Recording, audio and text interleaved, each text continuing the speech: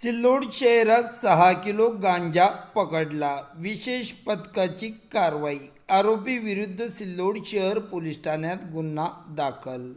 आज गुरुवार 2 एप्रिल रोजी सिल्लोड शहर पोलिसांच्या वतीने माहिती देण्यात आली की सिल्लोडीतील शक्तिकाठा परिसरामध्ये आरोपी सद्दाम याकूब कुरेशी वय 33 वर्ष, राहणार दोंडाईचा, तालुका सिंदखेड, जिल्हा धुळे या आरोपीला अंमल पदार्थी विरोधी टास्क फोर्सच्या पोलीस निरीक्षक गीता गागवडे यांच्या पथकाने अटक केली असून आरोपीकडून 6 किलो गांजा जप्त करण्यात आला आहे।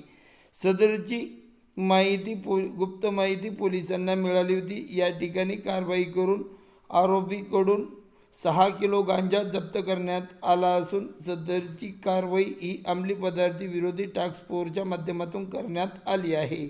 या प्रकरणी आरोपीला सिल्लोड शहर पोलिसांच्या ताब्यात दिले असून या प्रकरणी सिल्लोड शहर पोलीस ठाण्याचे पोलीस निरीक्षक उदार यांच्या मार्गदर्शनाखाली सिल्लोड शहर पोलीस या घटनेचा पुढील तपास करीत आहे, अशी माहिती आज रोजी माध्यमांना सदरील माहिती देण्यात आली आहे।